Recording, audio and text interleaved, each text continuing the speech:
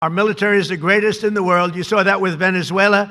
You see it now with Iran. We wiped out their Navy. The Navy is gone. The Air Force is gone. Their anti-aircraft is gone. All of their material that they use for warfare is gone. Just about everything is gone. I don't want to say their leaders are gone because it's not very nice, but that happens to be true. And they're not going to have a nuclear weapon. They cannot have a nuclear weapon. We won't be able to put up with that, and we're not going to put up with it. A dramatic new warning has emerged from Washington.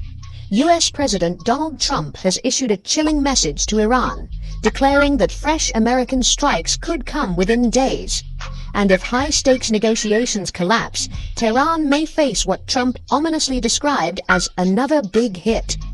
The warning has sent shockwaves across the region, raising fears of a dangerous new escalation in the Middle East.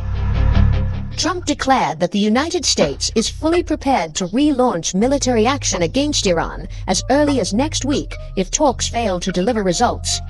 Repeating his hardline stance, Trump insisted that Iran would never be allowed to acquire a nuclear weapon under any circumstances. Projecting confidence and pressure, the U.S. president claimed Tehran is now scrambling for a deal as mounting economic and military strain tightens around the Iranian regime. In explosive and highly provocative remarks, Trump revealed he was just an hour away from authorizing a fresh wave of attacks on Iran. He compared the negotiations to dealing with an opponent already being battered in a fight, suggesting Tehran has been pushed into a corner. According to Trump, Iran is returning to the negotiating table not from a position of strength, but under intense pressure and growing desperation to secure an agreement before tensions spiral further out of control. But the warning did not stop there. Trump openly floated a narrow timeline for renewed action.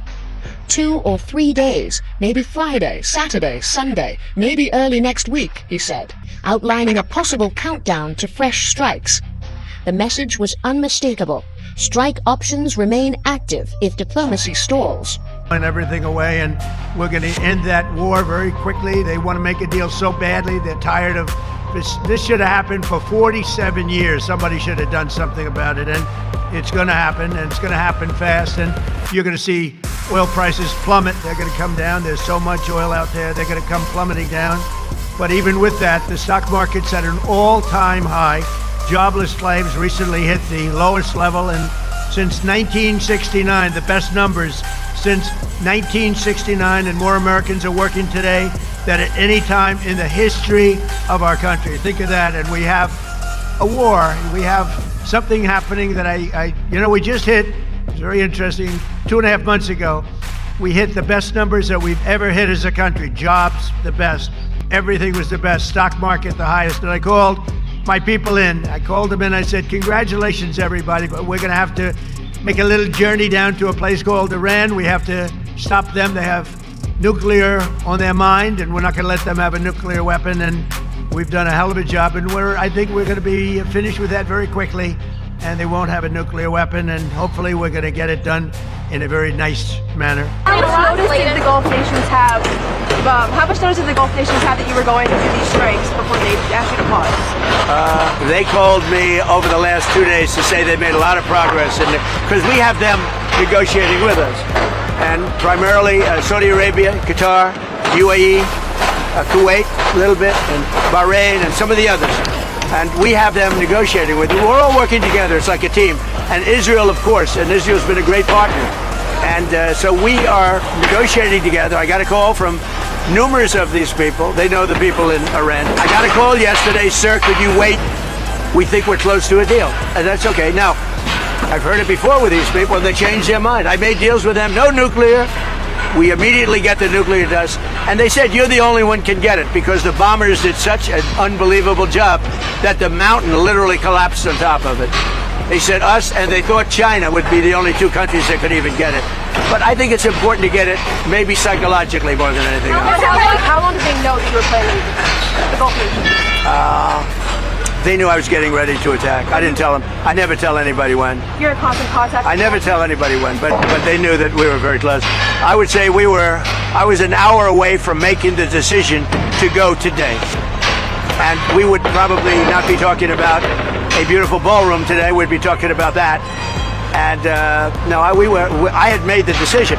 So they called up, they had heard I made the decision. They said, sir, could you give us a couple of more days? Because we think they're being reasonable. How many days for Iran to come? Well, I mean, I'm saying 2 or 3 days, maybe Friday, Saturday, Sunday, something, maybe early next week, a limited period of time. Because we can't let them have a nuclear weapon.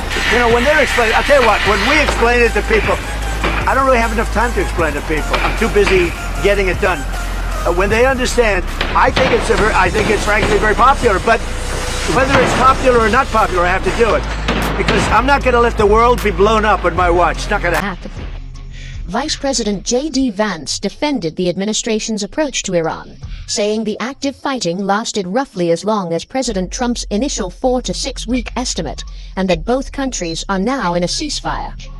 We're going to get a good settlement that actually gets the American people what they need, or we're going to go back to a kinetic operation, Vance warned, emphasizing the administration's options. A noted skeptic of foreign military engagements, Vance added, "This is not a forever war. We're going to take care of business and come home." I've said before that we're going to go one of two options here. We're going to have a good settlement that actually gets the American people what they need, or we're going to go back to a kinetic operation. Obviously, the president prefers to get that settlement. I think the Iranians prefer to get that settlement. But regardless of what direction the president ultimately goes down, whatever he ultimately decides, I think it's important for the American people to know two things. Number one, it will be for their security and their prosperity. That's why we're doing this. And number two, this is not going to be the sort of thing that lasts forever. I think a lot of Americans, especially in my generation, who are worried about forever, endless conflicts, we have to remember, I think you said 11 weeks, a big chunk of that has been a ceasefire. This is not a forever war. We're going to take care of business and come home. That's what the president's promised, and that's exactly what he's going to do.